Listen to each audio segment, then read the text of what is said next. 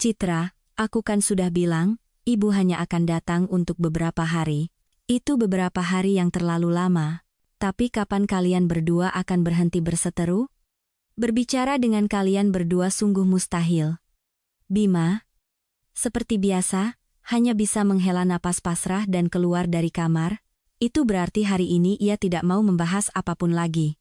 Keputusannya mengenai kedatangan ibunya sudah final. Kita belum selesai bicara. Citra tidak akan menyerah begitu saja. Aku sudah selesai. Kalian berdua sama-sama berharga bagiku. Aku tidak mau terpecah di antara kalian, mencoba mendamaikan kalian.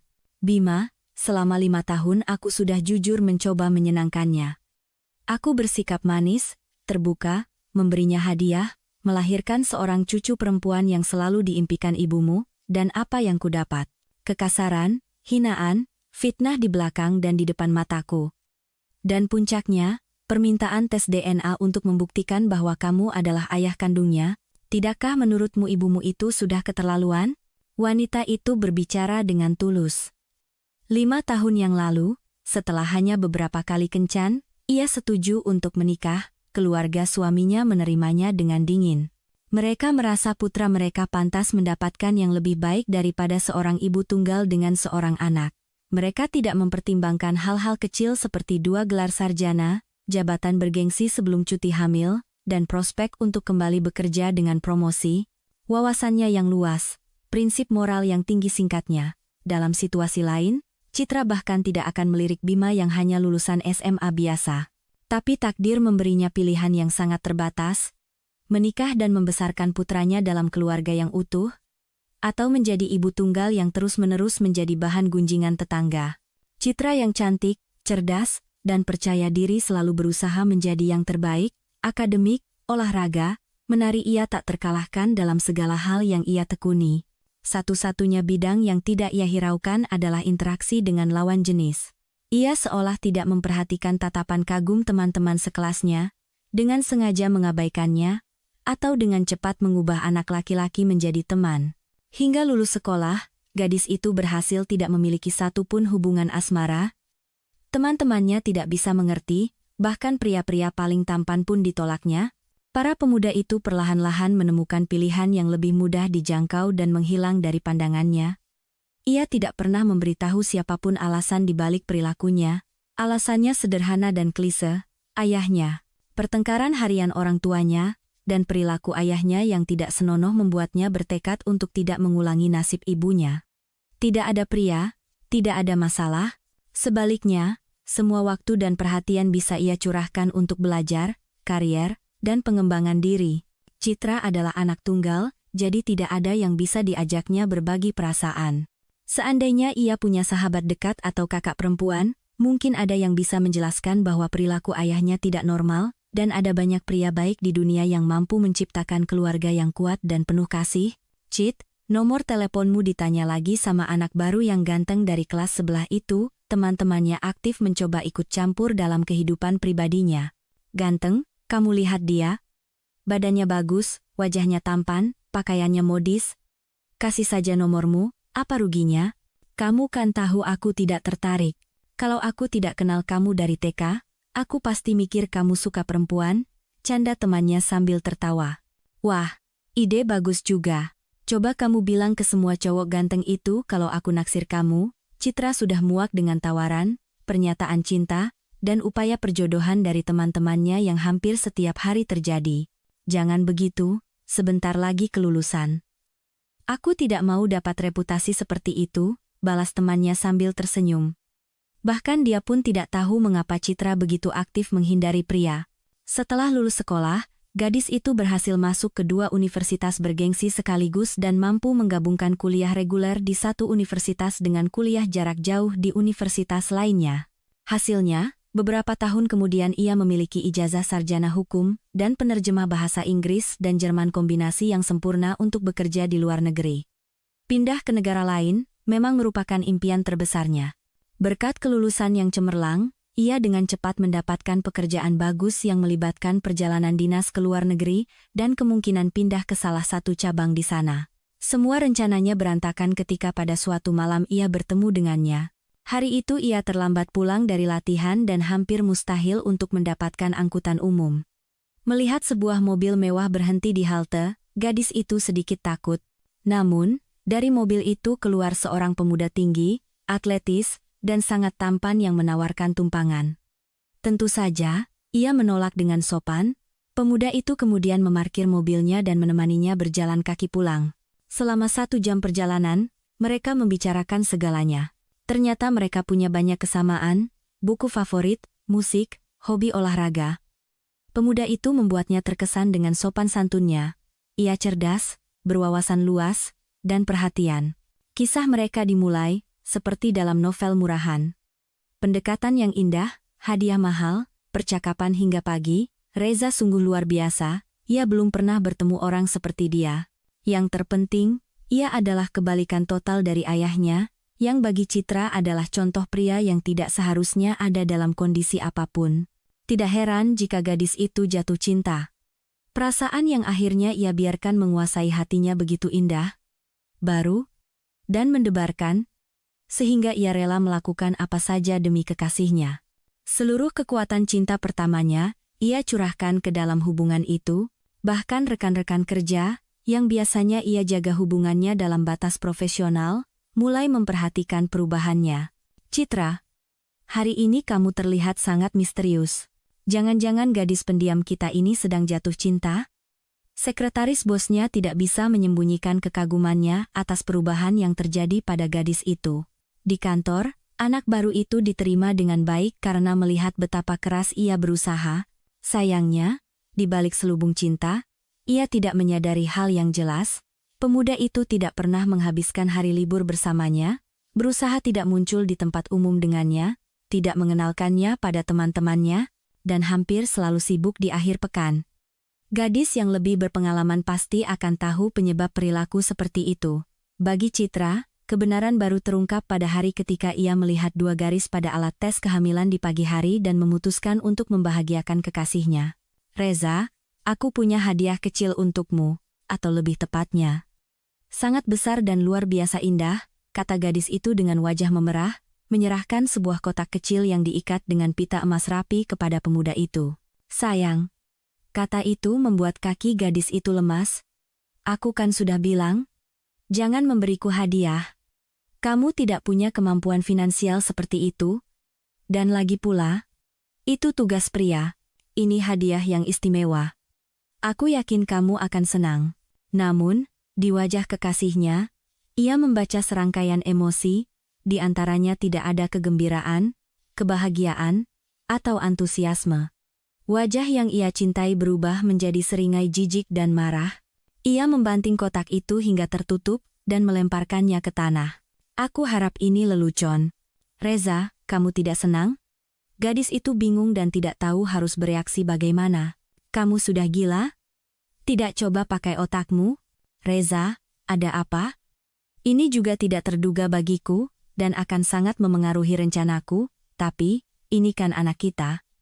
Buah cinta kita, ini buah kebodohanmu yang tak terbatas. Apa kamu benar-benar berpikir aku menginginkannya? Atau kamu sengaja merencanakannya? Ingin memeras uang dariku? Dengar, yang bisa kamu harapkan paling banyak adalah aku akan membayari aborsimu. Setelah itu, kamu menghilang dari hidupku dan hidup keluargaku. Keluargamu. Apa? Keluargaku. Apa pendengaranmu tiba-tiba bermasalah? Citra menatap pria yang kasar, dingin, dan egois ini dan tidak percaya bahwa di hadapannya adalah Reza yang sempurna, yang ia cintai, yang lembut, yang ia kencani selama hampir setengah tahun. Apa maksudmu? Ayolah, jangan bilang kamu sebodoh itu, sampai tidak mengerti, aku sudah menikah. Aku tidak akan meninggalkan istriku demi kamu. Pria itu menunjuk ke arah perut gadis itu dengan jijik. Aku tidak akan melakukan aborsi. Waktu sekolah dulu aku didiagnosis punya masalah kesehatan serius. Ini kontraindikasi bagiku, kata gadis itu dengan suara datar, seolah seluruh energi hidupnya terkuras seketika. Sudahlah. Orang sepertimu melahirkan semudah kucing. Melihat gadis itu bingung dan tidak tahu harus menjawab apa, sepertinya ia tidak berbohong tentang kesehatannya, ia berkata dengan nada sedikit melunak, Aku akan membayarmu klinik terbaik, semuanya akan dilakukan dengan sangat profesional, dan hati-hati. Ini tidak akan memengaruhi kesehatanmu. Kamu masih bisa punya anak lagi nanti. Tapi anak ini tidak boleh lahir. Aku tidak butuh masalah ini. Ayah mertuaku orang yang sangat berpengaruh. Jika dia tahu aku selingkuh di belakang putrinya, kamu dan aku akan kena masalah. Tampaknya masih ada sisa perasaan untuk gadis itu dalam dirinya. Nada bicara pria itu menjadi begitu formal, seolah-olah ia sedang menjual mobil di sebuah showroom mewah. Tidak perlu. Aku tidak akan menuntut apapun darimu. Selamat tinggal. Citra berbalik tajam dan berjalan menuju halte. Kondisinya setelah mendengar semua itu bahkan tidak memungkinkan ia untuk menangis. Reza tidak berniat membiarkannya mendapatkan kata terakhir. Ia mengejar gadis itu, mencengkeram lengannya dengan kasar, dan membalikkannya. Sepertinya kamu tidak mengerti apa yang kukatakan. Kamu tidak akan melahirkan anak ini, dengan apa kamu akan membesarkannya? Kamu baru beberapa bulan lulus. Tidak punya rumah, tidak punya tabungan. Kamu mau hidup dari tunjangan, dan di mana kamu akan tinggal bersamanya. Dengan ayahmu yang pemabuk, gadis itu telah mempercayakan rahasia tergelapnya kepada kekasihnya, tragedi hidupnya karena ayahnya. Reza, aku tidak akan berubah pikiran. Jika kamu tidak menginginkan anak ini, aku tidak akan memaksakannya padamu. Biarkan aku lewat, aku sudah terlambat. Anak harammu itu akan tumbuh menjadi penjahat remaja. Dia akan membencimu karena kehidupan yang kamu berikan padanya. Pria itu siap mencabik-cabiknya, masih menahan lengannya. Gadis itu mulai serius khawatir, ia akan mendorongnya dari tangga. Bisa saja dia perempuan. Citra tiba-tiba menyadari bahwa semua perasaan yang ia miliki untuk pria ini telah menguap, pecah seperti gelembung sabun. Jika kamu begitu khawatir tentang kondisi keuanganku yang tidak stabil, aku bersedia membuat perjanjian dua pihak bahwa aku tidak akan menyebutmu sebagai ayah dan menuntut uang. Firasat aneh memberitahu Citra untuk melindungi dirinya dan calon anaknya, dan di sisi lain, apa kewajibanku? Suara pria itu terdengar tertarik. Di sisi lain, kamu tidak akan pernah muncul dalam hidup kami, dan tidak akan menuntut untuk bertemu dengan anak itu. Kamu gila? Untuk apa aku butuh anak haram itu? Berarti setuju. Ayo kita pergi. Tidak. Aku akan menyusun draftnya sendiri. Besok kita akan mengesahkannya di notaris. Aku khawatir kompetensiku dalam masalah ini tidak akan cukup. Aku akan menjemputmu jam 10. Mereka berpisah hampir seperti musuh. Belum pernah dalam hidupnya ia merasa begitu hampa. Sisa-sisa kepercayaannya pada pria dan kehormatan mereka terbakar habis, meninggalkan endapan yang menjijikkan di jiwanya. Ternyata semua pria sama saja, tidak bisa diandalkan, tidak bertanggung jawab, egois. Keesokan harinya, mereka menandatangani perjanjian, dan berpisah selamanya. Setidaknya, itulah yang Citra harapkan dengan segenap hatinya. Sakit dan menyedihkan menjadi seorang ibu tunggal, tetapi jauh di lubuk hatinya, gadis itu tidak menyesali apapun. Ia tidak pernah ingin menikah, tetapi selalu bermimpi menjadi seorang ibu. Di keluarganya, ia adalah anak tunggal. Ibunya memutuskan untuk tidak memiliki anak lagi ketika ayahnya mulai minum. Gadis itu selalu iri pada teman-temannya yang memiliki saudara laki-laki dan perempuan, terutama yang lebih muda. Ia suka bermain dengan mereka. Dan sekarang, ia akan memiliki anaknya sendiri. Citra mengerti bahwa itu akan sangat sulit, tetapi ia tidak berani melakukan aborsi. Risikonya terlalu besar bahwa anak ini adalah satu-satunya kesempatannya untuk menjadi ibu. Dokter yang memantau kehamilannya mendukung keputusan gadis itu untuk mempertahankan anak itu, apapun yang terjadi. Kau tahu, sekarang begitu banyak wanita yang berobat untuk infertilitas. Ada yang sakit parah waktu muda. Ada yang pernah aborsi, ada yang kelihatannya sehat tapi tidak punya anak. Kamu bisa menemukan pria lain meskipun sudah punya anak, tapi infertilitas tidak akan membuat siapapun senang. Lagi pula, masalah penyumbatan sepertimu seringkali sembuh setelah melahirkan. Tubuh akan pulih dengan sendirinya, jangan khawatir. Kamu cerdas dan dewasa, punya pendidikan dan pekerjaan. Ada yang melahirkan dalam kondisi lebih buruk dan tidak khawatir. Lagi pula, ada program dukungan untuk ibu tunggal. Kamu bahkan bisa tinggal bersama anakmu untuk sementara waktu di rumah singgah khusus. Beberapa gadis tinggal di sana cukup lama, mencari pekerjaan, saling menjaga anak, saya punya tempat tinggal, dan pekerjaan. Selain itu, saya bisa kembali bekerja setelah cuti hamil. Semoga saja bisa. Nah, apalagi yang kamu ragukan? Tapi jika kamu berubah pikiran, kamu punya waktu tidak lebih dari 2 minggu. Saya tidak ragu dengan keputusan saya. Anak tidak meminta untuk dilahirkan. Jika orang tuanya tidak punya cukup akal untuk mengambil tindakan pencegahan dan tidak hamil, jangan salahkan anak itu. Citra senang setidaknya ada yang mendukungnya. Orang kedua adalah ibunya. Ia khawatir tentang masa depan putrinya, tetapi berusaha tidak menunjukkannya. Ia berjanji akan mendukung apapun keputusan yang diambilnya. Ia berhasil menjelaskan kepada atasannya bahwa ia siap bekerja dari jarak jauh jika memungkinkan dan bekerja setengah hari setelah melahirkan. Atasannya menyetujui dan menjamin akan mempertahankan posisinya. Bosnya tidak berencana kehilangan seorang gadis yang menjanjikan begitu saja. 7 bulan kemudian, ia mengambil cuti hamil, dan sebulan setelahnya, pada malam tahun baru, lahirlah hadiah terbesar dan orang yang paling ditunggu-tunggu dalam hidupnya, putranya. Seperti yang ia takutkan, ayahnya tidak menerima berita tentang cucunya dengan baik. Selama ia bekerja, menyewa kamar, dan jarang pulang, ayahnya hanya melontarkan hinaan dan ejekan. Lihat itu si anak teladan, pulang-pulang bawa perut buncit. Hamil sama siapa? Bayar utang ke bos? Atau nemu orang yang lebih gampangan? Citra berusaha tidak mendengarkan kata-kata kotor yang selalu dilontarkan ayahnya dengan murah hati, seolah-olah persediaan kata-kata kejinya tidak pernah habis. Ketika wanita muda itu pulang dari rumah sakit bersalin bersama putranya, mimpi buruk yang sesungguhnya dimulai. Pria mabuk itu setiap hari membuat keributan dan menuntut agar ia dan bayinya enyah dari rumahnya. Bahkan kunjungan polisi sesekali tidak membuahkan hasil. Setelah setengah tahun hidup seperti itu, wanita itu dengan tegas memutuskan untuk meninggalkan rumah orang tuanya. Tanpa penghasilan dan dengan seorang anak, itu menjadi masalah. Oleh karena itu, ibunya menawarinya solusi yang logis pada saat itu, menikah. Pilihan itu tampak satu-satunya yang memungkinkan. Dengan begitu, ia mendapatkan status sebagai wanita yang sudah menikah, para tetangga akan berhenti bergosip di belakangnya, dan anaknya akan memiliki keluarga yang utuh, tetapi alasan-alasan itu hanyalah kedok. Sebenarnya, Citra sudah lelah secara mental dan fisik. Ia prosto tidak menemukan kekuatan untuk memikirkan jalan keluar lain.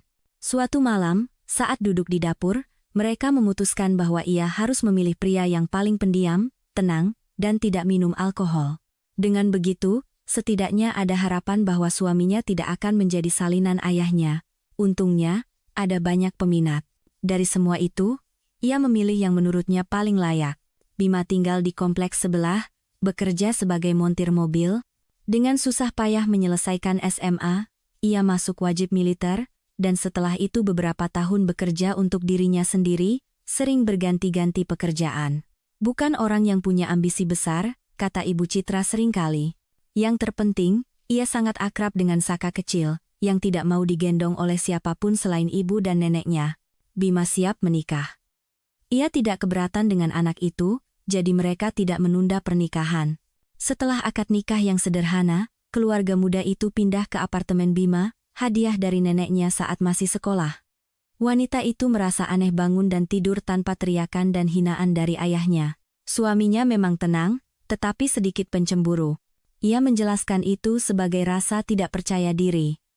Suaminya akrab dengan putranya, memperlakukannya dengan lembut dan hati-hati. Wanita itu tidak percaya pada kebahagiaannya sendiri. Satu-satunya hal yang mengkhawatirkan wanita muda itu adalah ibu calon suaminya.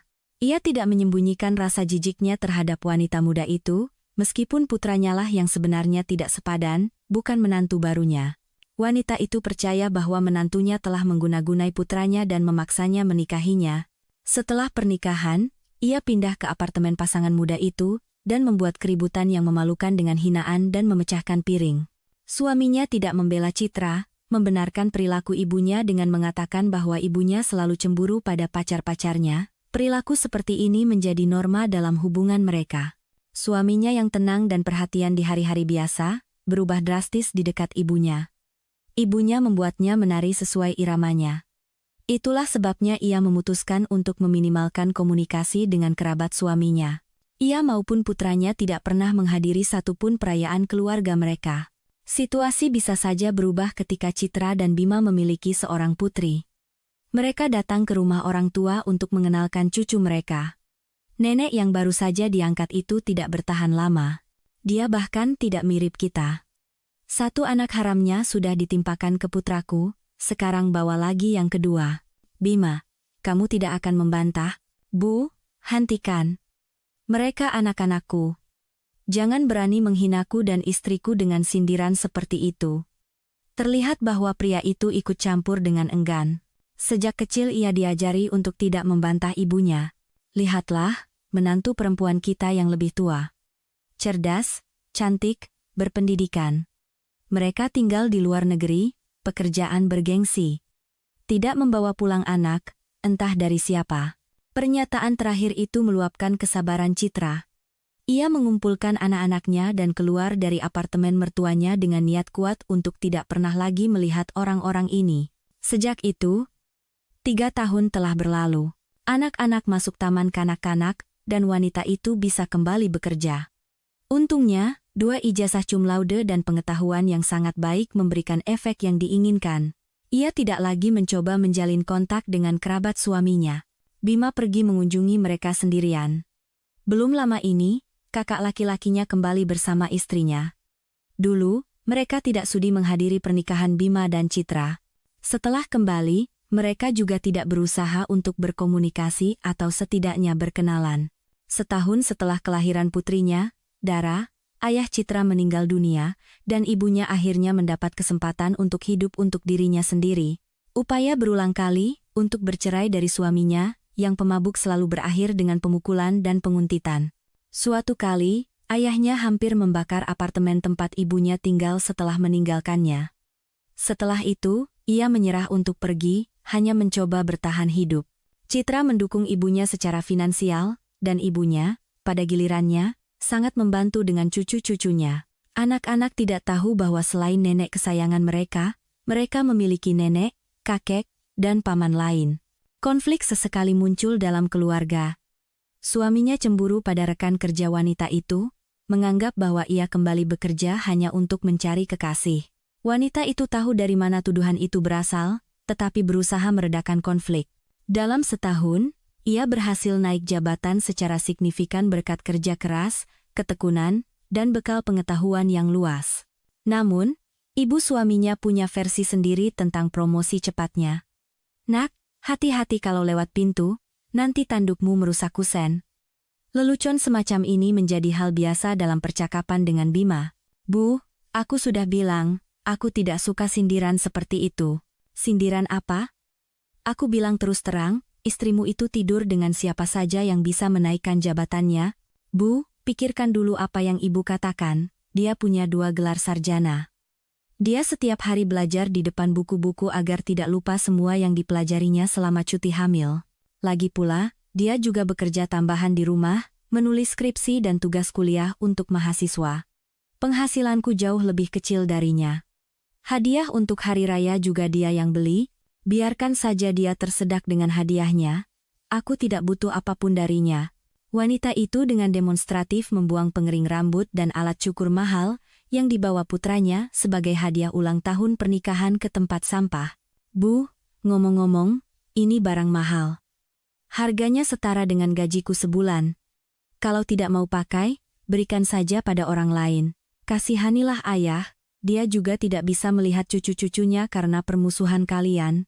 Bukan masalah besar tidak melihat anak orang lain.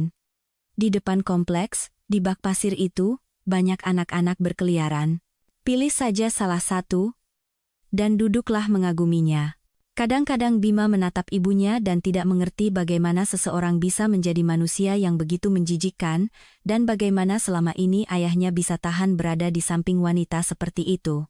Bu, aku melarangmu bahkan untuk menyindir bahwa Dara bukan putriku, di rumahmu sendiri kamu bisa melarang.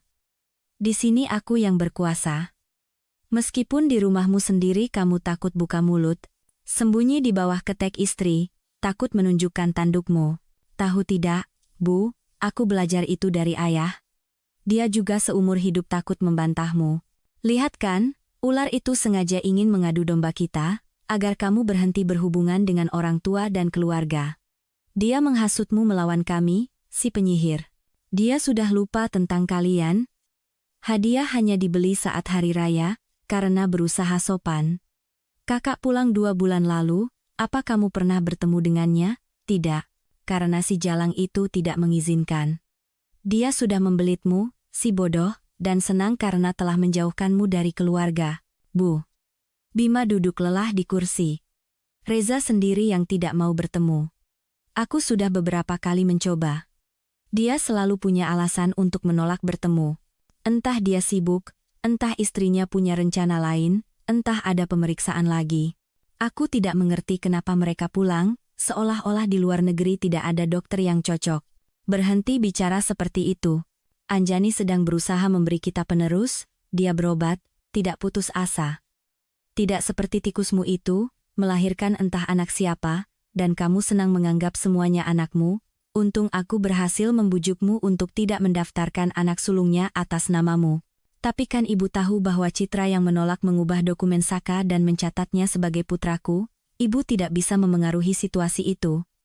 Dan tidak penting bagiku bahwa nama belakangnya berbeda. Aku mencintainya seperti anak kandung.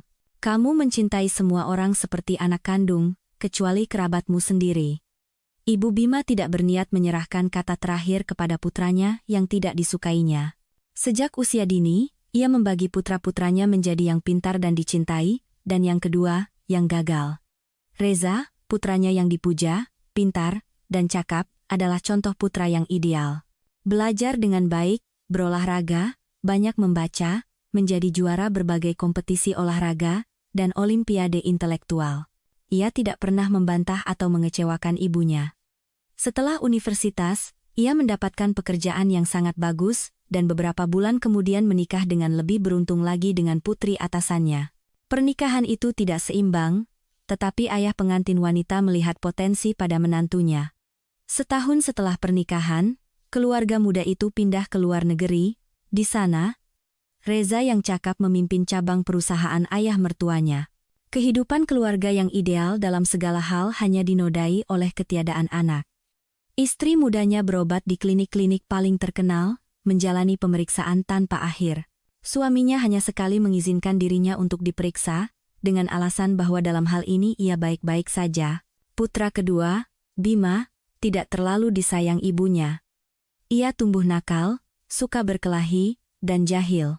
Belajar terasa sulit baginya, dan di waktu luangnya ia lebih suka mengejar merpati di halaman daripada duduk di depan buku. Sama sekali tidak tertarik pada apapun, ia dengan susah payah menyelesaikan sekolah. Baik orang tua maupun kakaknya mencoba memengaruhinya, tetapi tidak berhasil. Ibunya tidak menganggap putra bungsunya layak mendapat perhatian, jadi ia bersikap cukup dingin terhadap idenya untuk menikah. Semuanya berubah ketika ia secara pribadi bertemu dengan calon menantu bungsunya. Pada saat kakaknya menikah dan pindah ke luar negeri, Bima sedang menjalani wajib militer. Jadi, kakak beradik itu tidak bertemu selama bertahun-tahun, dan dari pihak Reza, tidak ada keinginan untuk memperbaiki ini. Putra kesayangan itu sering menjadi tamu di rumah orang tuanya, meskipun ia tidak pernah bertemu dengan adik laki-lakinya di sana. Begitu Bima memberitahu bahwa ia akan berkunjung, kakak laki-lakinya menemukan 1000 alasan untuk menunda kunjungan adiknya. Bima merasa tersinggung dengan sikap meremehkan seperti itu, tetapi ia tidak bisa berbuat apa-apa. Suatu hari, ayahnya dengan pelan berkata bahwa kakak laki-lakinya dan ibunya punya rahasia, dan itu menyangkut keluarga Bima. Nak, hati-hatilah kalian dengan Citra, pasangan itu merencanakan sesuatu yang tidak baik. Dan tiba-tiba, Ibu Bima memutuskan untuk mengubah kemarahannya selama bertahun-tahun menjadi kemurahan hati dan datang berkunjung ke rumah putra bungsunya. Dan bukan hanya berkunjung, tetapi juga menginap. Ia tidak berencana meminta izin menantunya. Bahkan putranya pun lebih seperti diberitahu daripada diperingatkan. Setelah peringatan dari ayahnya, Bima menjadi waspada terhadap inisiatif ibunya. Namun, yang paling sulit adalah meyakinkan istrinya untuk menerima kerabat yang begitu tidak menyenangkan di rumahnya. Citra, aku kan sudah bilang, ibu datang hanya untuk beberapa hari. Itu beberapa hari yang terlalu lama. Tapi kapan kalian berdua akan berhenti berseteru? Berbicara dengan kalian berdua sungguh mustahil. Tidak ada yang pernah mencoba berdamai denganku. Selama bertahun-tahun aku mendengarkan rentetan fitnah tentang perselingkuhanku, bahwa aku menumbuhkan tanduk untukmu, melahirkan darah entah dari siapa, menimpakan putraku padamu. Ngomong-ngomong, kamu tahu aku punya anak sebelum menikah, dan itu tidak mengganggumu? Jika masalah ini begitu penting bagimu, kenapa kamu tidak menceritakan semuanya sebelum menikah? Karena aku mencintainya seperti anak kandung sejak hari pertama. Mereka berdua sama-sama berharga bagiku. Dan orang-orang di sekitar juga bilang dia mirip denganku. Jangan mengalihkan pembicaraan. Aku tidak mau melihat di rumahku orang yang telah menumpahkan begitu banyak fitnah padaku. Setidaknya, aku menuntut agar dia meminta maaf. Ini juga rumahku, jangan lupa. Aku berhak menerima kerabatku di dalamnya. Ibumu hampir setiap hari di sini, karena dia yang menjemput anak-anak dari TK, mengurus mereka sementara kita bekerja. Atau kamu lupa berkat siapa anak-anak kita begitu berkembang? Dan siapa yang setiap ada kesempatan memuji betapa hebat menantunya? Di sini Bima tidak bisa membantah, ia memang beruntung. Ibu mertuanya sangat membantu mereka dengan anak-anak, memasak, mengajak anak-anak jalan-jalan. Ia tidak bisa membayangkan bagaimana mereka akan mengatasinya tanpa dia. Itulah sebabnya ia tidak keberatan istrinya menafkahi ibunya sepenuhnya dengan gajinya, dan Bima sendiri berusaha membantu ibu mertua keduanya. Ia merenovasi apartemennya dengan tangannya sendiri setelah ayah mertuanya meninggal. Tempat tinggal itu benar-benar berubah, karena sebelumnya bahkan tidak memiliki fasilitas dasar. Pria itu sendiri sangat sadar bahwa kunjungan ibunya adalah ide yang buruk dan akan berakhir buruk. Namun, ia tidak bisa mengalah karena karakternya. Kamu boleh menerima siapa saja. Aku tidak wajib bahkan untuk berbicara dengannya. Untungnya luas apartemen memungkinkan kita untuk tidak saling bertemu. Pada hari yang diperkirakan kedatangan ibu mertuanya, Citra berusaha untuk tinggal di kantor selama mungkin. Anak-anak dijemput dari taman kanak-kanak oleh ibunya dan ia memutuskan untuk membiarkan mereka menginap di rumahnya. Bima tidak keberatan, khawatir ibunya akan mengatakan sesuatu yang tidak pantas di depan mereka. Saka sudah cukup besar untuk mengerti mengapa ia disebut bukan anak kandung. Citra sempat tergoda untuk menginap di rumah ibunya juga, tetapi ibu mertua yang dibencinya bisa menganggap tindakan itu sebagai kepengecutan, dan wanita itu tidak pernah menjadi pengecut. Jadi, setelah tinggal di kantor selama mungkin, menyelesaikan semua pekerjaan yang menumpuk, ia dengan santai mengambil jalan terjauh untuk pulang.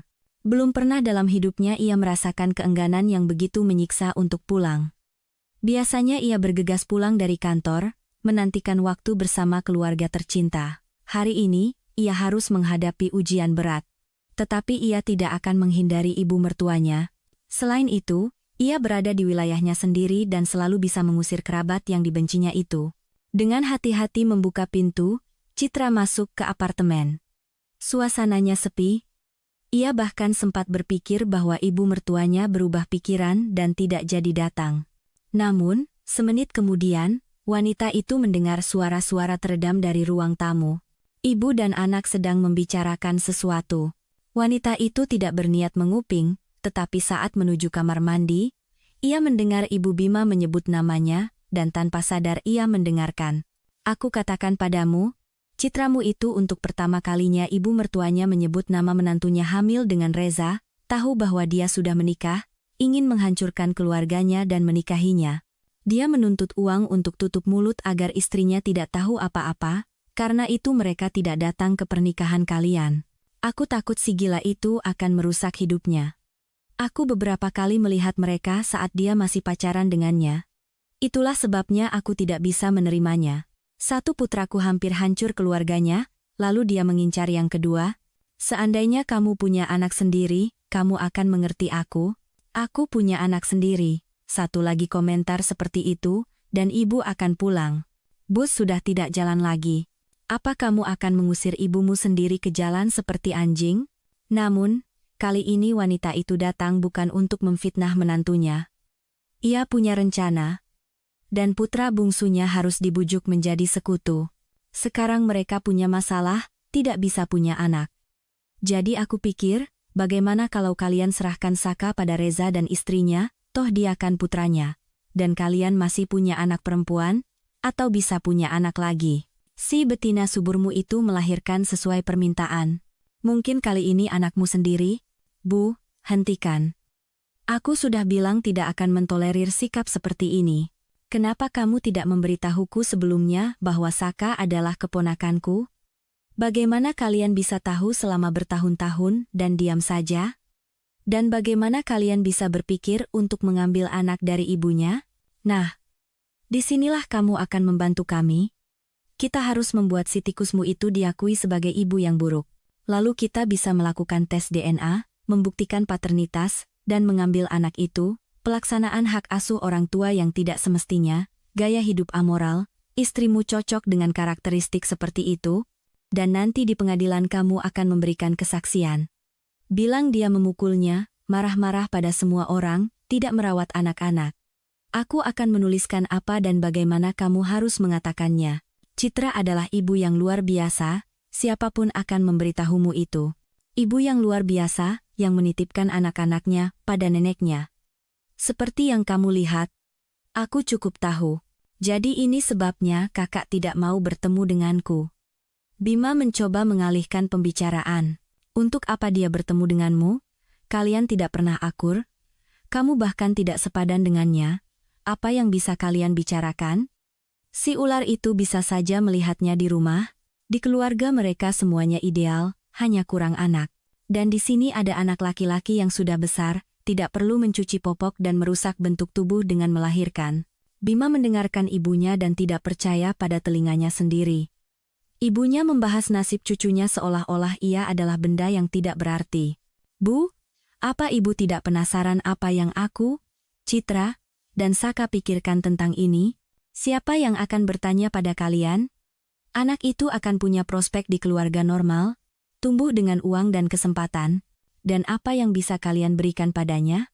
Pelajaran renang dan melukis bodoh kalian itu? Jangan buat aku tertawa.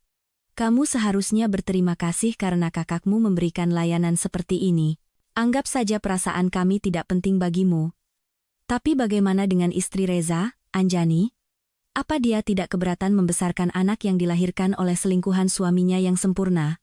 Jika aku hitung dengan benar, dia mulai berkencan dengan Citra hanya beberapa bulan setelah pernikahannya. Aku ragu dia satu-satunya. Dan dia tidak tahu bahwa ayah Saka sudah menikah. Dia menceritakan kisah mereka padaku, dan betapa brengseknya kakak memperlakukannya, menyuruhnya aborsi. Saat itu dia tidak butuh anak, sekarang dia berubah pikiran. Bagaimana mungkin dia tidak tahu? Si licik itu sengaja merencanakan semuanya. Citra berdiri di balik pintu dan tidak percaya dengan apa yang didengarnya. Seluruh cerita ini seperti plot film murahan. Hamil dengan satu saudara, dan menikah dengan yang lain. Betapa sempitnya dunia ini, dan betapa berbedanya kedua bersaudara itu. Ia tidak pernah bisa membayangkan bahwa Reza yang sempurna, kakak laki-laki suaminya yang begitu sering diceritakan oleh ibu mertuanya dan yang tidak pernah sudi untuk berkenalan secara pribadi, ternyata adalah Reza, yang sama, yang pernah ia cintai bertahun-tahun yang lalu, yang begitu ia idealisasikan, dan yang begitu menjijikkan memperlakukannya. Ia sudah lama berhenti memikirkannya. Pada akhirnya, jika bukan karena dia, ia tidak akan memiliki putranya. Hanya karena itu, ia bisa dimaafkan dan dilupakan. Dan sekarang, ibu mertuanya memiliki rencana yang mengerikan dan menjijikkan yang bisa menghancurkan keluarga dan hidupnya. Ia tahu kemampuan Reza. Tidak ada yang mustahil baginya untuk menyuap siapapun yang diperlukan dan mendapatkan semua surat-surat yang diperlukan untuk mengambil putranya. Harapan tipis tersisa pada perjanjian yang telah ia tanda tangani saat baru mengetahui kehamilannya. Tetapi bagi orang seperti dia, selembar kertas kemungkinan besar tidak akan menjadi penghalang. Citra menekan tangannya ke pelipisnya. Darah di pembuluhnya berdenyut begitu kencang sehingga seolah-olah pembuluh darah tipis itu akan pecah. Sekarang menjadi jelas alasan kebencian yang begitu kuat dari ibu mertuanya terhadap Citra. Si penyihir tua itu takut bahwa putra idealnya akan diusir oleh kerabat barunya yang kaya. Selama bertahun-tahun ia menyiksanya, mengklaim bahwa putri Citra adalah anak haram, padahal ternyata kedua anaknya, adalah cucu kandung dari wanita tak berperasaan ini. Monster macam apa yang sekarang duduk di ruang tamunya? Selama bertahun-tahun mereka menyembunyikan darinya bahwa pria yang ia cintai, yang mengkhianatinya, dan yang ia coba untuk tidak ingat adalah kerabat dekat suaminya. Yang melegakan adalah suaminya juga tidak mengetahui rahasia ini. Tampaknya ibu mertuanya dengan putra kesayangannya menyimpan informasi ini untuk hari yang buruk. Tapi bagaimana mereka bisa berpikir untuk mengambil Saka darinya? Citra tidak pernah meragukan bahwa ibu mertuanya sama sekali tidak memiliki perasaan manusiawi, tapi tentang Reza, ia sudah bertahun-tahun mencoba untuk tidak mengingatnya dan tidak mengharapkan langkah seperti itu darinya. Selama pertemuan terakhir mereka, ketika mereka membuat perjanjian, ia tidak menyatakan keinginan untuk berkomunikasi lebih lanjut. Mungkin ide tentang anak itu datang dari ibu mertuanya, karena Reza dan istrinya selama bertahun-tahun tidak berhasil memiliki anak sendiri. Mungkin dengan cara ini ibu mertuanya ingin menyelamatkan keluarga mereka, tetapi tidak dengan memasukkan anak asing dari panti asuhan. Namun, yang paling menakutkan adalah wanita itu memutuskan untuk memfitnah menantunya secara licik, mengumpulkan surat keterangan tentang ketidakmampuannya, dan mengambil anak itu, bahwa dengan begitu ia akan menghancurkan keluarga putra bungsunya. Ibu mertuanya sepertinya tidak memikirkannya. Yang terpenting baginya selalu adalah si sulung. Bima tumbuh seperti rumput liar. Kelahirannya tidak direncanakan, dan ibunya bahkan tidak mencoba menyembunyikan dari putranya, bahwa ia telah melakukan banyak upaya untuk menggugurkan kehamilan yang tidak diinginkan itu. Dan sekarang ia mencoba menghancurkan keluarga putranya. Bagaimanapun, membenarkan tindakan mengerikan seperti itu adalah mustahil, dan Citra memutuskan untuk menghentikan pembicaraan ibu mertuanya dengan Bima. Ia masuk ke kamar tepat pada saat argumen suaminya sudah habis, dan ia ingin mengusir ibunya. Selama bertahun-tahun menikah dengan Citra, ia begitu lelah dengan serangan terus-menerus ibunya terhadap keluarganya sehingga ia siap memutuskan hubungan. Tawaran mengerikan yang ia buat padanya tidak bisa dipahami maupun dimaafkan. Bima dan ibunya berbalik ke arahnya pada saat yang sama. Citra merasa melihat kelegaan di mata suaminya. Ia tidak perlu lagi melawan ibunya sendirian. Pergi dari sini. Dan jangan pernah mendekati rumahku dan keluargaku lagi, atau aku akan mencabik-cabikmu. Bahkan jika aku dipenjara setelahnya, aku akan keluar dan terus hidup di dunia yang indah yang telah terbebas dari ular berbisa sepertimu. Citra mencengkeram siku ibu mertuanya dan akhirnya melampiaskan kemarahan dan sakit hati yang terpendam selama bertahun-tahun. Lepaskan aku. Bima, singkirkan wanita gila ini. Bu, ibu sendiri yang salah. Dia tidak melakukan apa-apa padamu. Suaminya untuk pertama kalinya secara terbuka membela Citra dan melawan ibunya. Aku akan menghancurkan kalian berdua. Kalian akan kehilangan semua anak kalian. Aku akan membuat kalian kehilangan pekerjaan, uang, dan rumah.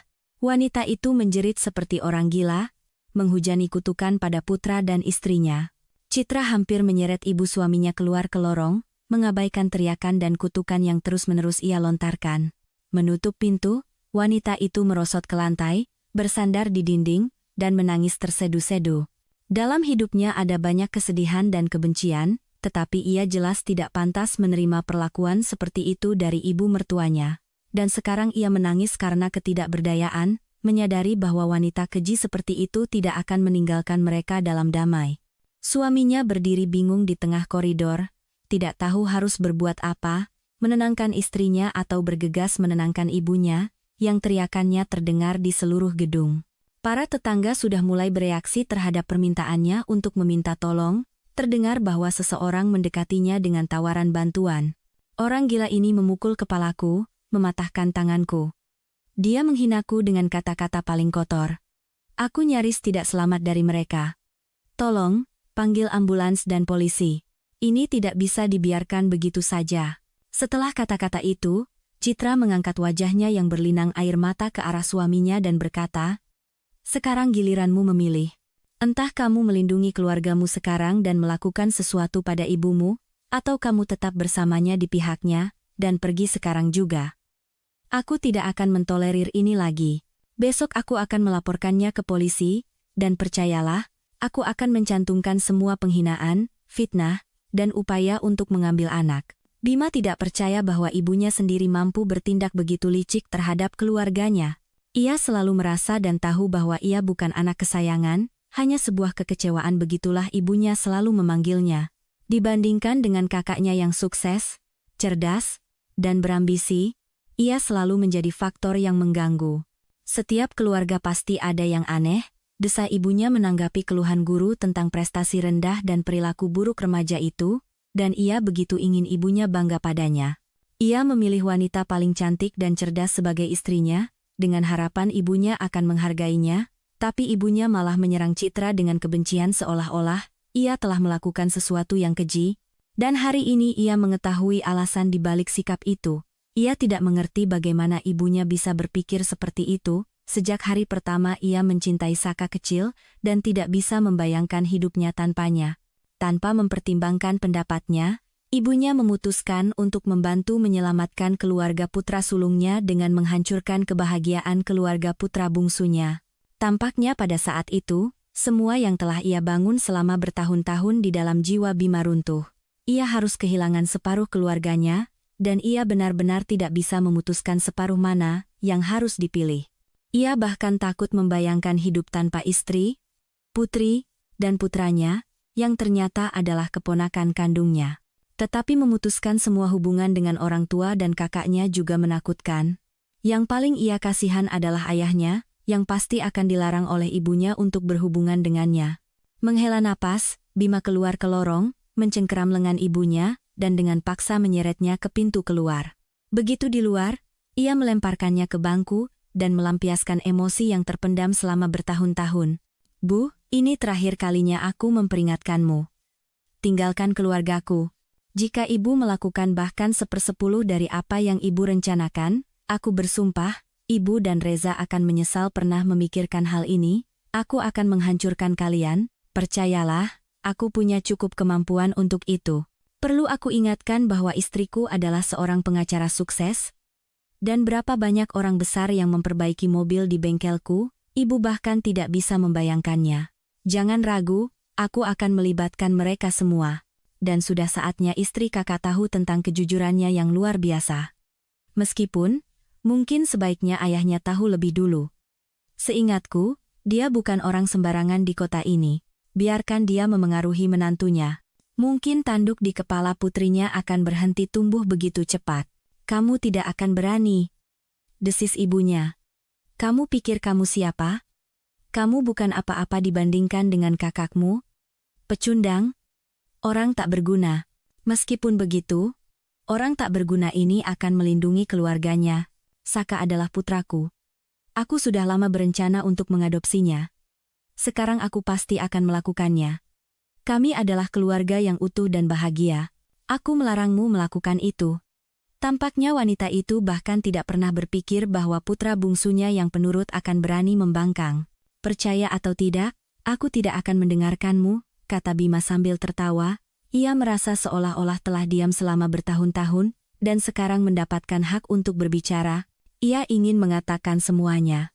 Tetap saja DNA akan menunjukkan bahwa Reza adalah ayahnya. Itu juga akan menunjukkan hubungan kita dengannya.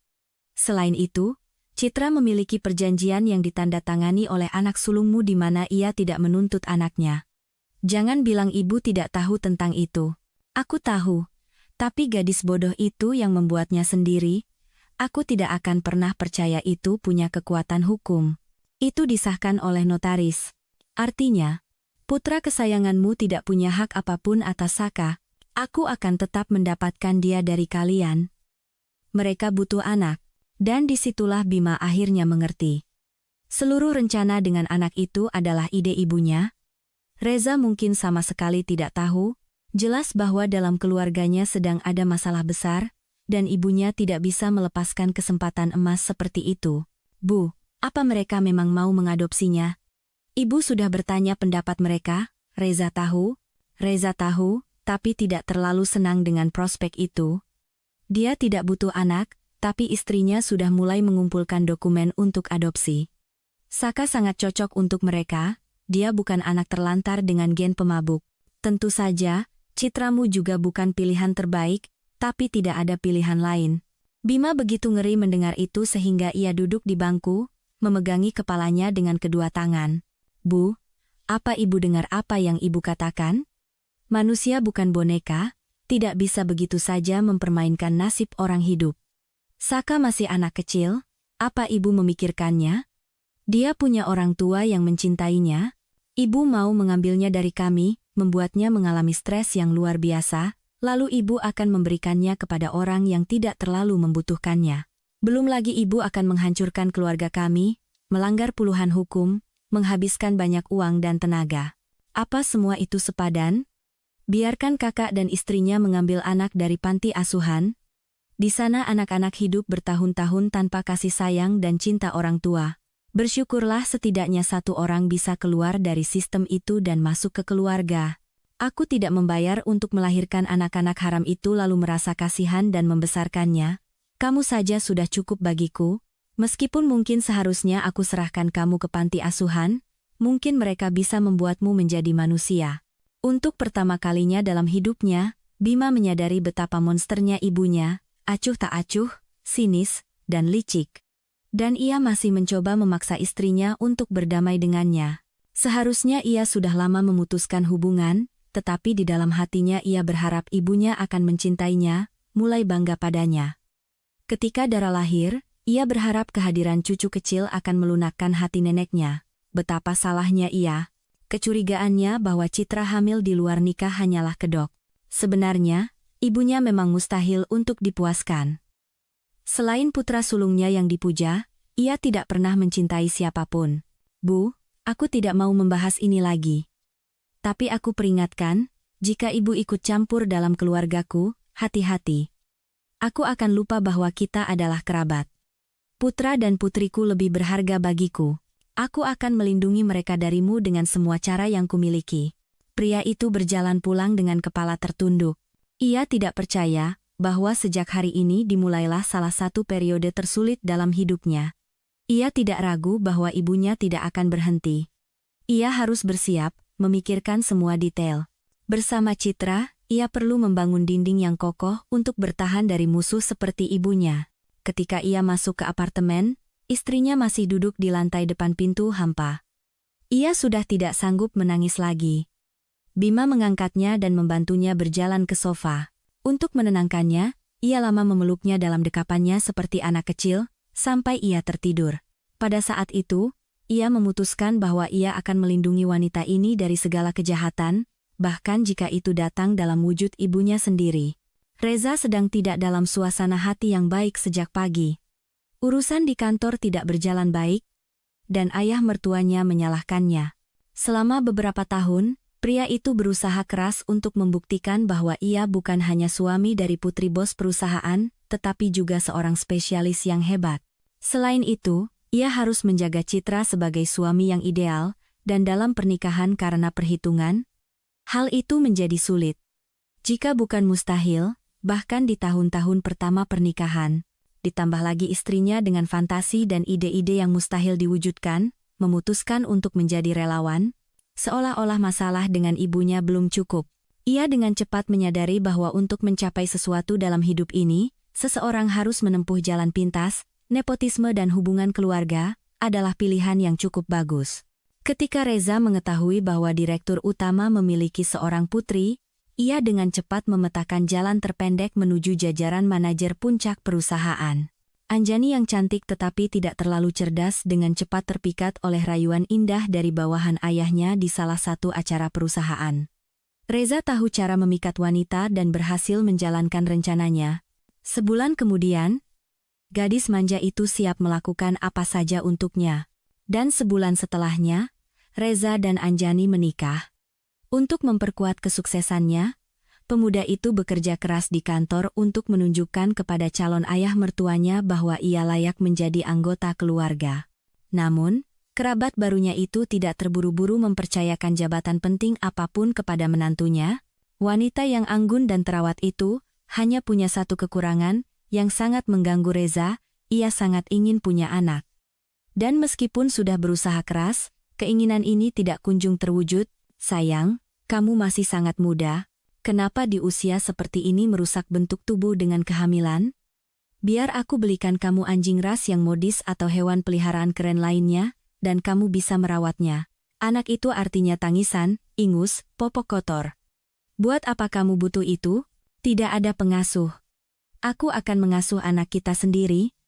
Kalau kamu lupa, aku ini psikolog anak bersertifikat. Aku tahu berapa biaya yang dikeluarkan ayahmu untuk ijazah itu, pikir Reza dalam hati, tetapi dengan suara keras ia berkata, aku tidak meragukan bakat pedagogismu sedikit pun, tapi menurutku kita bisa punya anak nanti, sekitar usia 35,40, kamu gila. Semakin tua seorang ibu, semakin tinggi kemungkinan melahirkan anak dengan kelainan. Apa kamu siap mengambil tanggung jawab untuk kelahiran anak seperti itu? Aku bahkan tidak berencana mengambil tanggung jawab untuk anak, pikir suami muda itu, tetapi dengan suara keras ia berkata, sayang, kita tidak mungkin punya anak yang sakit. Kita berdua sehat dan sangat menjaga kondisi kita. Baru sekitar setahun berlalu sejak pernikahan mewah mereka, dan suami muda itu sudah terlihat bersama wanita cantik lainnya, lalu satu lagi, dan satu lagi. Sementara Anjani menjalani satu pemeriksaan medis demi satu, suaminya yang penuh kasih aktif menumbuhkan tanduk untuknya. Akhirnya, kesabaran ayahnya habis, dan ia mengirim pasangan muda itu ke luar negeri. Motivasinya lebih dari layak, pemeriksaan di spesialis terbaik, dan kepada Reza, ia menawarkan untuk memimpin salah satu kantor di Eropa. Jabatan yang begitu ia impikan ternyata hanya formalitas. Pimpinan tidak memiliki hak suara, tidak bisa menandatangani dokumen, dan untuk semua masalah penting harus berkonsultasi dengan wakilnya, yang pada dasarnya adalah kepala kantor. Ayah wanita muda itu bisa saja dengan mudah menghancurkan menantunya, menceritakan semua perselingkuhannya kepada putrinya. Namun, ia membesarkannya seorang diri, istrinya meninggal ketika Anjani kecil belum genap 3 tahun. Berusaha menggantikan peran ibu dan ayah, pria itu berusaha melindungi anak kesayangannya dari semua kemalangan. Memberitahunya bahwa suami yang sangat ia cintai tidak mencintainya dan menikahinya karena perhitungan, ayahnya tidak punya cukup kekuatan. Begitu darah muda bos baru yang ambisius itu mendidih, dan ia menuntut perluasan wewenang, ia disodori bukti kehidupan liarnya di ibu kota. Kau kenal setidaknya 5 gadis berbeda di sini, 2 di antaranya tidak memiliki reputasi sosial yang tinggi. Menurutmu, bagaimana istrimu akan menilai foto-foto ini? Aku bisa membuktikan bahwa ini rekayasa foto. Dan dia tidak akan bisa meninggalkanku. Reza mencoba berani.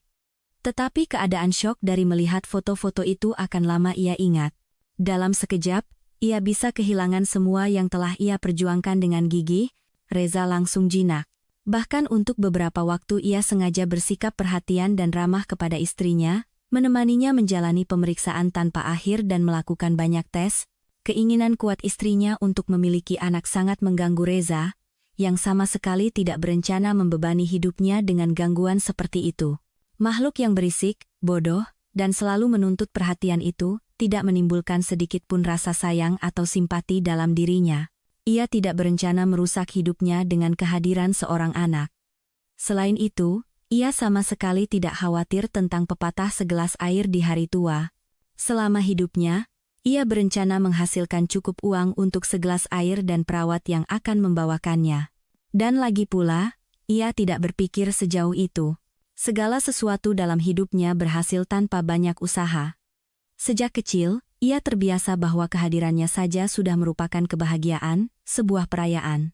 Ibunya sangat memanjakannya, dan dengan kelahiran putra kedua, ia memiliki alasan harian untuk memuji yang pertama dan merendahkan yang kedua.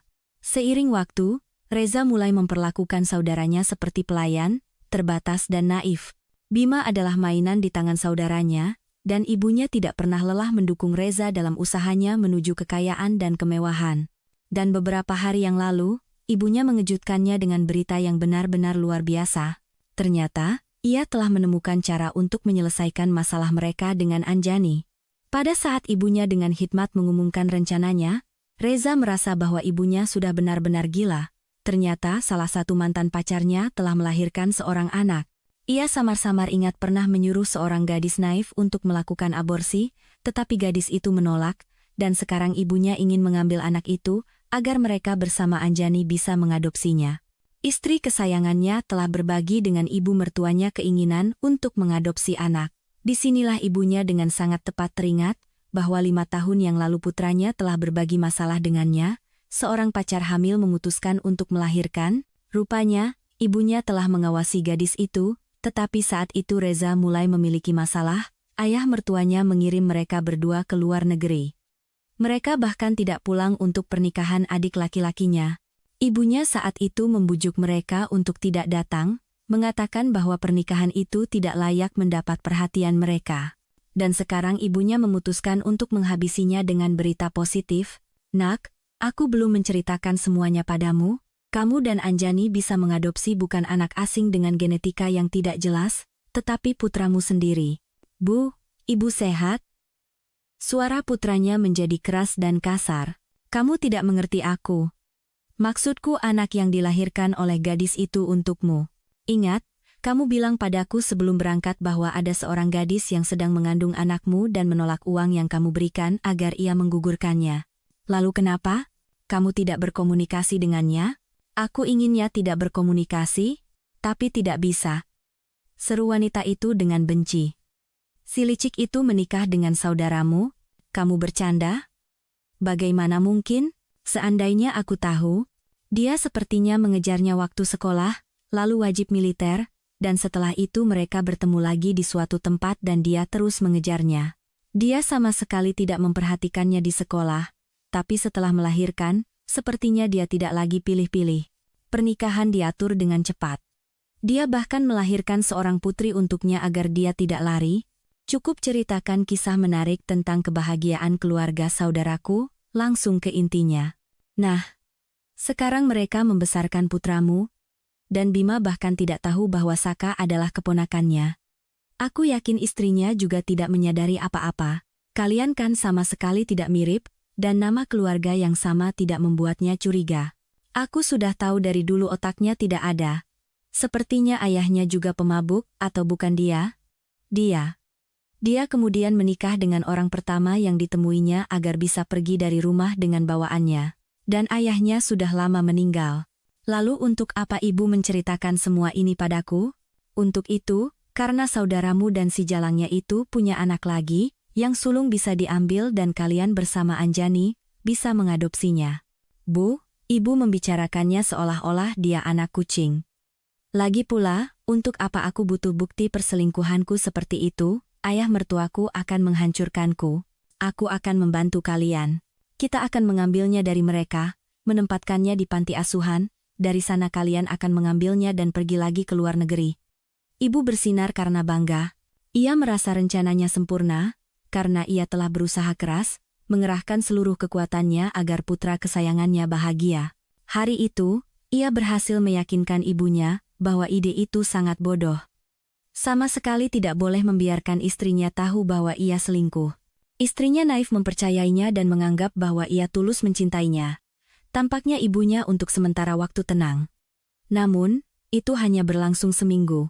Ternyata, waktu itu ia habiskan untuk berlari ke berbagai organisasi yang kompeten untuk mengambil anak dari orang tua.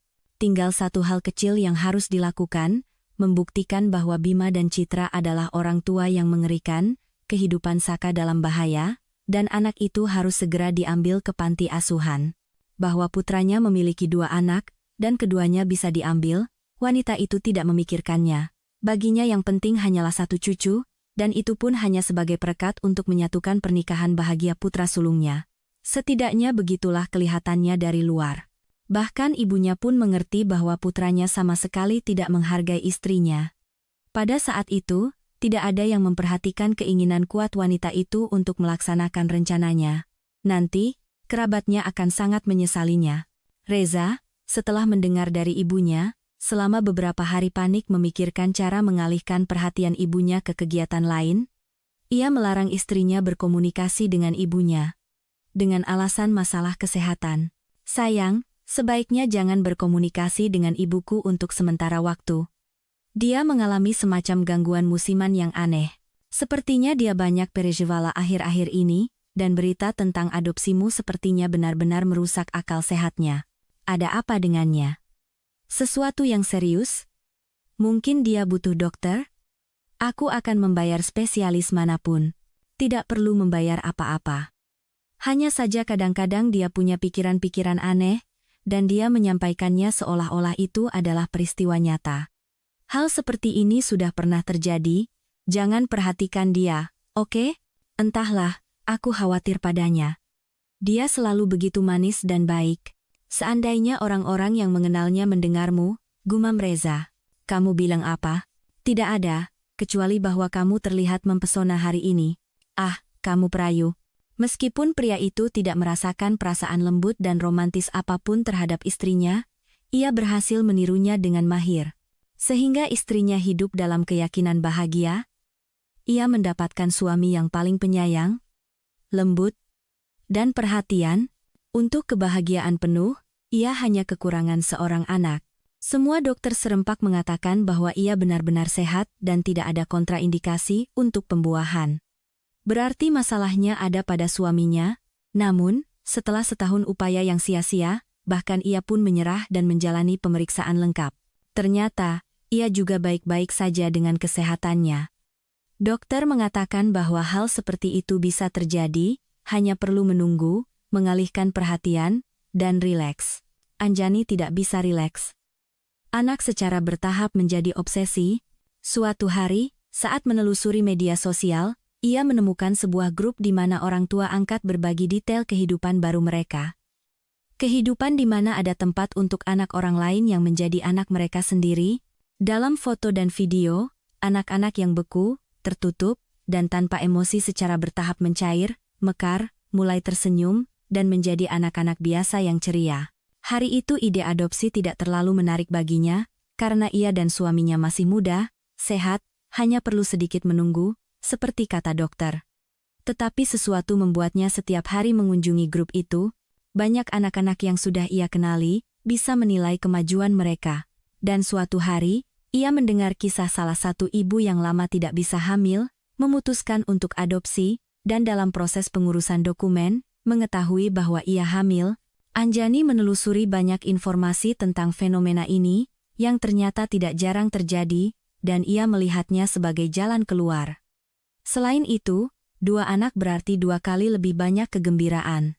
Bahkan jika ia tidak berhasil melahirkan anaknya sendiri, ia akan tetap memiliki anak angkat yang juga akan membutuhkan keluarga, perhatian, kasih sayang, dan dukungan orang tua. Ia memutuskan untuk berbagi pemikirannya dengan suaminya, tetapi suaminya tidak menghargai antusiasmenya. Jika untuk anak kandung ia masih bisa setuju, untuk anak angkat ia tidak bisa memutuskan dalam kondisi apapun. Tiba-tiba, ayah Anjani juga berkomentar tajam tentang hal ini. Ia juga melihat ini sebagai keinginan sesaat putrinya. Sayang, kamu akan bosan bermain-main dengannya. Kamu akan cepat lelah merawat, menghabiskan waktu untuk anak orang lain. Kamu tidak akan menemukan ciri-cirimu, ciri-ciri suamimu dalam dirinya. Dia akan menangis, kamu akan lelah, dan akhirnya kamu akan ingin mengembalikannya. Tidak semua hal seindah itu dalam masalah ini. Untuk satu keluarga angkat yang bahagia, ada 5, jika bukan 10, yang tidak bahagia, yang menyesali keputusan mereka. Ayah salah. Aku benar-benar menilai kemampuanku. Aku tidak berencana mengambil anak dengan disabilitas, tetapi itu hanya karena kalian semua akan menentangnya. Kemampuanku cukup untuk itu. Waktu kecil kamu bahkan tidak bisa merawat kucing dengan baik. Hewan peliharaanmu yang tak terhitung jumlahnya tidak sempat kami beli. Aku mengerti, kamu ingin anak, tapi ini lebih seperti keinginan yang tidak terpenuhi dan kamu keras kepala. Akui saja, setidaknya pada dirimu sendiri. Anak bukan boneka atau hamster, tidak bisa diambil, dimainkan, dan dikembalikan ke panti asuhan. Aku tidak akan mengizinkan itu. Baiklah, kalau begitu aku akan menjadi relawan di panti asuhan. Aku akan berlatih. Kamu sudah gila, tidak ada kerjaan, pergilah bekerja. Kamu mau aku carikan pekerjaan di perusahaanku? Ayah, aku sudah lama bekerja di sana. Apa ayah lupa? Benarkah? Kalau begitu, pergilah dan laksanakan tugasmu. Baik. Dan dengan uang hasil kerjaku, aku akan membeli popok dan susu formula untuk anak-anak. Suami dan ayahnya, yang terbiasa melihatnya hanya sebagai boneka menawan yang tidak diberkahi dengan kecerdasan tinggi, tidak menyangka akan ada kegigihan seperti itu.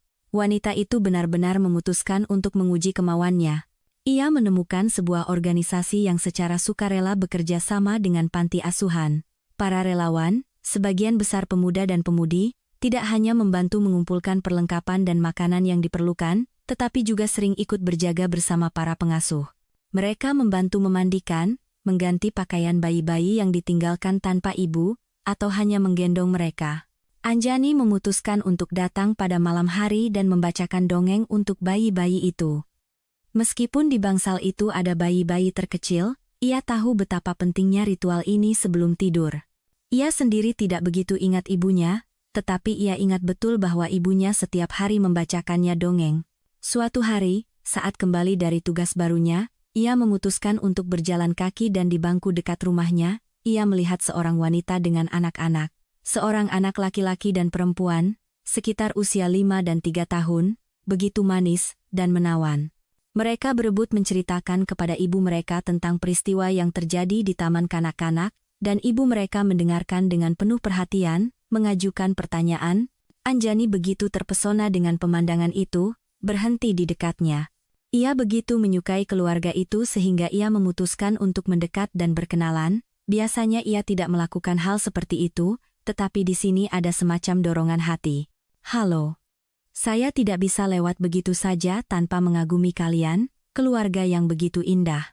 Anak-anak bersembunyi di belakang ibu mereka, tidak terbiasa dengan perhatian seperti itu dari orang asing. Oh, saya membuat kalian takut ya? Maaf, tidak apa-apa, mereka hanya sangat pemalu. Ibu anak-anak itu seumuran dengan Anjani. Seandainya aku sudah punya anak seumur mereka, pikir wanita itu dengan sedih.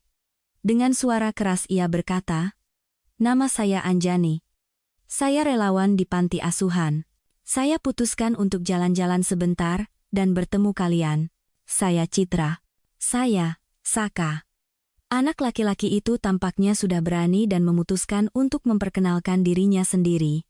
Anak laki-laki berambut gelap dan bermata biru yang tampan itu mengingatkannya pada seseorang yang sangat ia kenal, tetapi ia tidak bisa mengingat siapa. Meskipun memiliki ingatan yang cukup baik terhadap wajah, wanita itu tidak mengingat nama, dan selalu kesulitan mengingat dari mana ia mengenal seseorang yang ia temui secara tidak sengaja.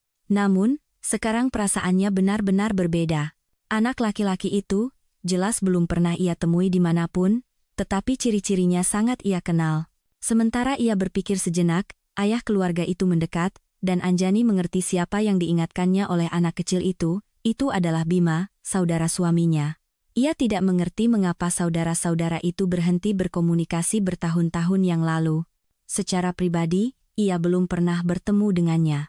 Ketika ia dan Reza menikah, Bima sedang wajib militer, dan kemudian mereka pergi ke luar negeri dan baru kembali belum lama ini. Selama ini ia hanya melihat saudara suaminya di foto, dan tentang keluarganya ia tidak tahu apa-apa.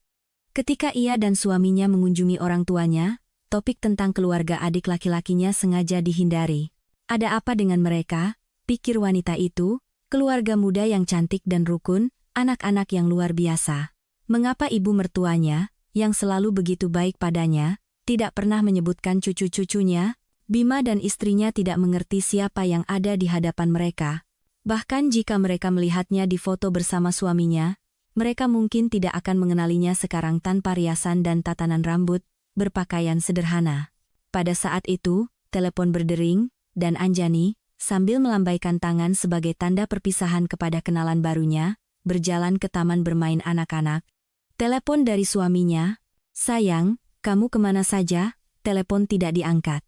"Aku khawatir." "Ada apa?" "Aku matikan telepon tadi waktu menidurkan anak-anak, tidak ada apa-apa." "Dengar, kamu sekarang di mana?" "Di kantor." "Aku akan lembur hari ini." "Ada apa? Kamu punya rencana denganku?" Suara suaminya menjadi lebih pelan dan misterius. "Ya, aku mau mengajakmu pergi ke suatu tempat hari ini." "Ah," jawab suaminya dengan kecewa. "Padahal aku berharap bisa menghabiskan waktu berdua saja." "Kamu mau ke rumah siapa?" "Aku kenal mereka." "Kurasa kamu juga. Keluarga saudaramu?" "Tidak." Reza tidak sempat berpikir sebelum melontarkan jawaban itu. "Kenapa?" Anjani bingung dengan jawaban yang begitu cepat dan tajam. Aku baru saja melihat mereka. Anak-anak mereka sangat menggemaskan. Anak laki-lakinya mirip sekali denganmu. Kenapa dia harus mirip denganku? Reza sadar bahwa suaranya bisa mengkhianatinya. Ada nada histeris di dalamnya. Ia mengira istrinya sudah tahu segalanya. Kenapa juga dia harus pergi ke panti asuhan itu? Sudah saatnya ia menghentikan sirkus adopsi ini. Ia sama sekali tidak butuh anak, baik anaknya sendiri apalagi anak orang lain. Kenapa? Kan, kamu paman kandungnya. Reza menghela napas lega. Ia tidak tahu apa-apa. Ibuku tidak meneleponmu hari ini? Ia bertanya dengan hati-hati. Takut mendengar bahwa ibunya sudah menyampaikan ide cemerlang tentang adopsi anak laki-laki yang sangat mirip dengan Reza. Sekarang, untungnya, ide itu bisa dilupakan. Istrinya telah melihat Saka, yang berarti ia akan menebak semuanya. Tidak.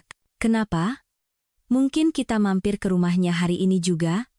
Sudah lama kan tidak bertemu. Anjani benar-benar heran dengan keengganan kerabat suaminya untuk berkomunikasi satu sama lain. Dengar, aku punya ide cemerlang. Ayo besok kita adakan makan malam keluarga besar, undang ayah, orang tuamu, saudaramu dan keluarganya. Kita kan belum pernah bertemu mereka, aneh kan?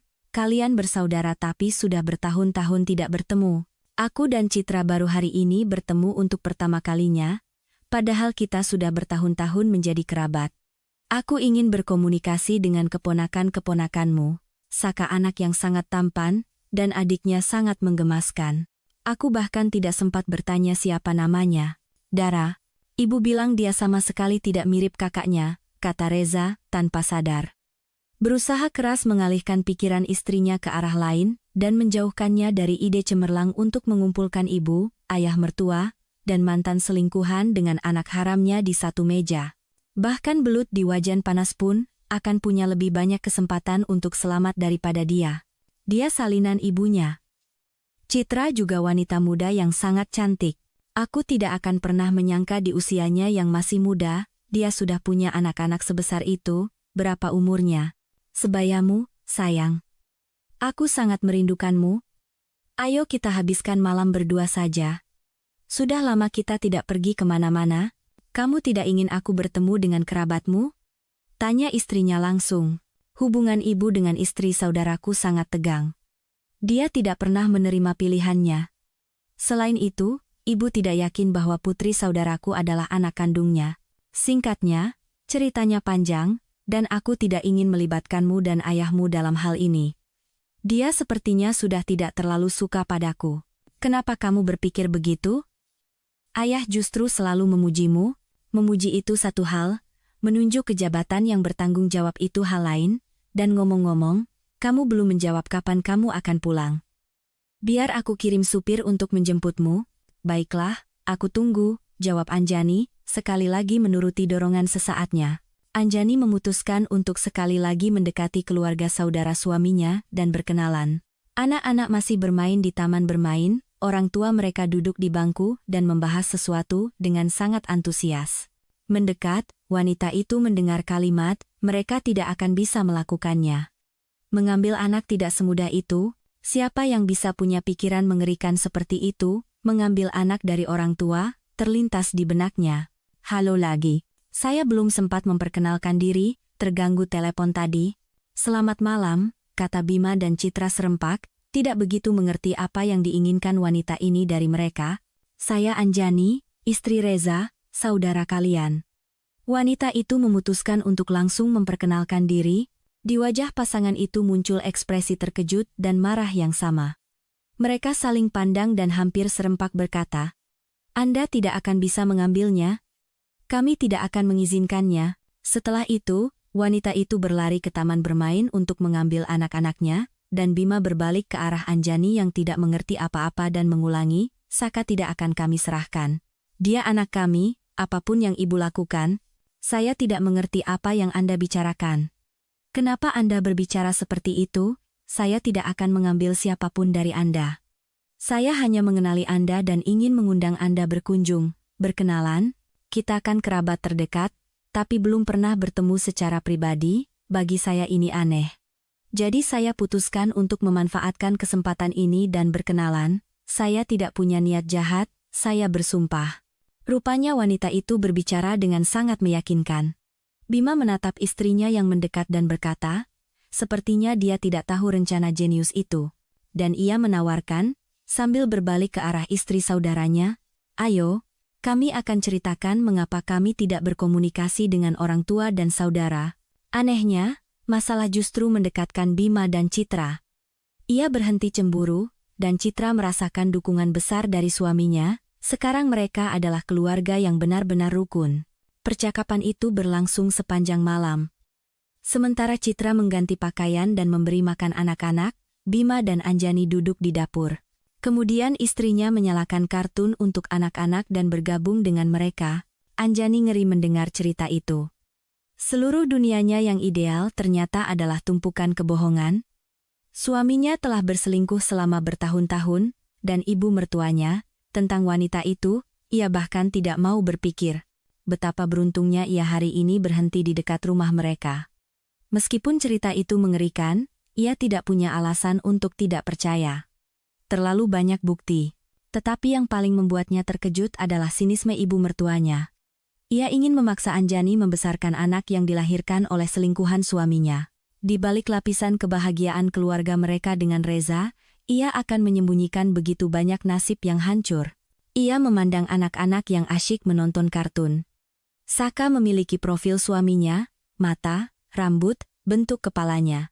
Sungguh menakjubkan bagaimana seorang anak bisa begitu mirip dengan ayah yang sama sekali tidak membutuhkannya.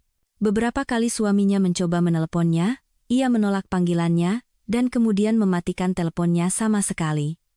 Ia tidak ingin melihat atau mendengar siapapun.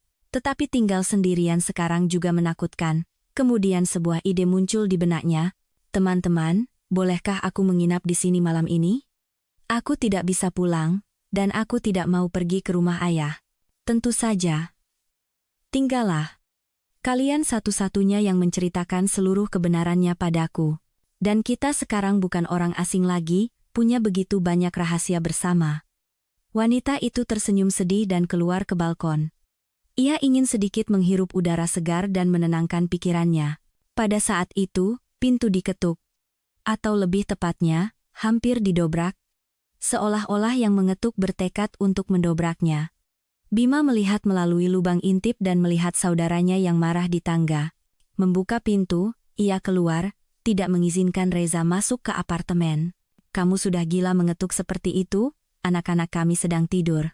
Di mana istriku? Reza jelas khawatir. Sopir telah melaporkan bahwa Anjani tidak ada di alamat yang dituju, yang berarti hanya satu hal. Ia pergi berbicara dengan saudaranya. Fakta bahwa ia tidak mengangkat telepon selama beberapa jam hanya mengkonfirmasi dugaan itu. Untuk berjaga-jaga, Reza menelepon ayahnya dan beberapa temannya. Ia tidak ada di mana-mana, dan tidak ada yang melihatnya. Setelah mengetahui alamat saudaranya dari ibunya, Reza bergegas menyusul istrinya, menyadari betul bahwa hari ini kemungkinan besar adalah hari terakhir dari kehidupannya yang sudah menikah, karirnya, dan vapshiv sivo, shtoyevo akrujalo. Apartemen, mobil, liburan semua itu ia miliki hanya berkat istrinya. Anehnya, ia tidak merasakan penyesalan sekarang. Kebohongan itu seperti lapisan salju besar yang menekannya, tidak memungkinkan ia untuk hidup normal. Sekarang bongkahan itu akan runtuh. Apa yang akan tersisa setelahnya, ia harus lihat. Dia di sini. Tapi sebaiknya kalian tidak bertemu sekarang. Dia tahu semuanya. Semua apa? Semuanya, kata saudaranya singkat dan melanjutkan. Tentang perselingkuhanmu, tentang Saka adalah putramu, tentang ibu memutuskan untuk mengambilnya dari kami dan memberikannya padamu. Kenapa kamu menceritakannya padanya? Suara Reza tidak ada kemarahan, hanya kelelahan yang luar biasa. Kamu pikir dia tidak pantas tahu? Dia benar-benar mencintaimu, dan dia menginginkan anak darimu, bukan untuk memuaskan keinginannya. Kenapa kamu begitu padanya? Kenapa kalian semua begitu padanya? Tahu tidak, aku juga di bawah pengaruh ibu tidak menyadari betapa beratnya bagi Citra selama ini.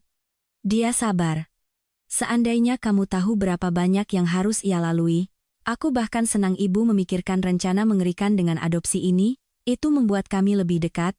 Jika kamu mencintai istrimu, berjuanglah untuknya. Minta maaf, memohon. Tapi jika kamu hanya membutuhkannya sebagai cara untuk mencapai tujuan, jangan dekati dia lagi. Dia kuat. Dia akan sedih, sakit, tapi dia akan mengatasinya. Dari mana kamu tahu semua itu? Kamu tidak mengenalnya. Kamu yang tidak mengenalnya. Kami dalam beberapa jam mengenalnya lebih dari kamu dalam 7 tahun. Aku ingin berbicara dengannya. Dia tidak mau. Hari ini dia akan menginap di sini. Jika besok dia siap, aku akan meneleponmu. Saka benar-benar mirip denganku? Ya. Tapi jika kamu hanya mencoba mengambilnya dariku atau menceritakan kebenaran, aku akan menghancurkanmu. Dari ketenangan dan keyakinan yang diucapkan saudaranya, Reza mengerti bahwa rencana ibunya sejak awal sudah gagal. Saudaranya telah menjadi ayah terbaik yang bisa dibayangkan untuk anak itu. Ia bahkan merasakan sedikit cemburu. Putranya akan tumbuh di depan matanya tanpa kemungkinan mengetahui kebenaran. Kami sudah mengurus dokumennya. Sekarang Saka adalah putraku. Tes genetik bahkan jangan coba-coba. Itu tidak akan membantumu. Aku sejak awal menentang ide ibu. Dia sepertinya punya masalah serius dengan kepalanya. Aku akan membawanya ke spesialis. Bawalah. Aku tidak mau berhubungan dengannya lagi. Dan dengan ayah, dia sangat senang saat mengunjungi kami beberapa hari yang lalu. Akhirnya bertemu cucu-cucunya. Tapi dia, bagi kami, tidak ada lagi. Citra sudah bertahun-tahun hidupnya dirusak olehnya. Dan aku, sejak lahir, dianggap orang tak berguna. Kami tidak kehilangan apa-apa, bahkan sebaliknya, mendapatkan, ayah berani melawannya. Jika kamu mau, kamu bisa sesekali datang. Tapi aku peringatkan, jika kamu hanya menyebutkan siapa kamu bagi Saka, aku pamannya. Dan aku tidak akan mengklaim lebih. Luar biasa. Rupanya di keluarga kita memang ada yang aneh, dan itu jelas bukan aku. Untuk pertama kalinya dalam hidupnya, Reza tidak ingin bersikap sombong dan angkuh dengan saudaranya. Ia tiba-tiba merasakan iri. Istri yang dicintai dan mencintai, anak-anak, rumah yang nyaman. Bahkan istrinya menemukan perlindungan dan penghiburan di sini. Dan ia, yang seolah-olah saudara kandung, tidak punya tempat di sini. Jurang yang terlalu lebar dan dalam memisahkan mereka. Aku akan mencoba berbicara dengannya, Bima seolah membaca pikiran saudaranya. Tapi sekarang kalian sebaiknya tidak bertemu. Kamu juga hari ini harus berpikir baik-baik bagaimana selanjutnya. Jelas bahwa seperti dulu tidak akan terjadi lagi. Tapi jika kamu tidak membutuhkannya dan kamu bersamanya demi uang dan kesempatan ayahnya, setidaknya jujurlah padanya.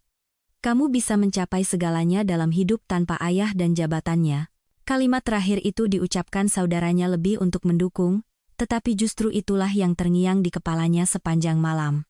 Pagi harinya, Anjani pergi ke rumah temannya di luar kota, tidak memberitahukan lokasinya kepada siapapun kecuali Bima dan Citra. Hari itu, orang tua mereka harus bekerja sampai larut, dan anak-anak harus dijemput dari TK oleh neneknya.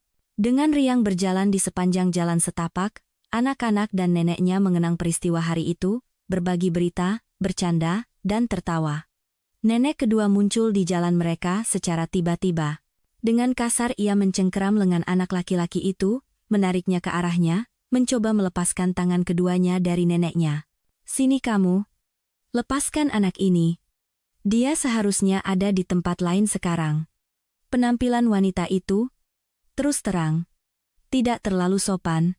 Apa yang Anda lakukan? Lepaskan Saka. Ibu Citra mulai panik mencari bantuan. Mereka hanya beberapa meter dari pintu masuk. Pada saat itu ia melihat seorang wanita duduk di bangku di taman bermain anak-anak dan memutuskan untuk memanggilnya. Tolong. Wanita gila ini mau mengambil anak. Wanita itu berbalik ke arah mereka, dan seolah mengenali mereka, berlari cepat ke arah mereka. Namun, Ibu Bima, melihat wanita itu, dengan cepat mengubah ekspresi wajahnya. Anjani, sayangku. Apa yang kamu lakukan di sini? Reza sudah mencarimu seharian. Tante Anjani, Tante kembali. Malam ini menginap di rumah kami lagi ya? Seru sekali sama Tante. Sambil memeluk anak-anak dan melepaskan tangan ibu mertuanya dari tangan anak laki-laki itu, Anjani menoleh ke kerabat suaminya. Dan dia tidak akan menemukanku, aku sudah mengajukan gugatan cerai. Aku sudah mengemasi barang-barangnya dan membawanya ke apartemen Anda. Suami Anda bahkan tidak bertanya apa penyebabnya. Dokumen apa, sayang? Lelucon apa ini? Kalian kan saling mencintai, aku dulu mencintainya. Tapi putra Anda itu sama sekali tidak punya perasaan. Jangan membujukku, aku tahu semuanya. Tentang Reza punya anak. Wanita itu menatap tajam ke arah anak laki-laki yang berdiri di antara dua nenek, dan tidak mengerti apa yang terjadi. Dan tentang prestasinya yang lain. Ini semua karena mereka.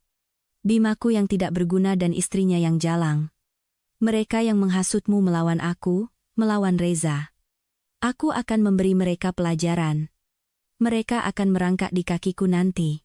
Setelah kata-kata itu, wanita itu tiba-tiba membuat seringai mengerikan, memegangi jantungnya, dan jatuh. Setelah serangan jantung yang membuatnya terbaring di tempat tidur selama hampir setahun, Ibu Bima dan Reza tidak kembali ke rumah. Ia dipindahkan ke fasilitas khusus dengan tanda-tanda gangguan mental akibat stres berat. Faktor utama yang memengaruhi kesehatan mentalnya adalah hancurnya keluarga putra sulungnya. Mantan menantunya menjadi sahabat bagi keluarga putra bungsunya. Ia terus membantu sebagai relawan, bekerja sebagai psikolog anak. Pekerjaan itulah yang memberinya semua yang begitu ia impikan, suami yang dicintai dan mencintai, dan seorang putri kecil.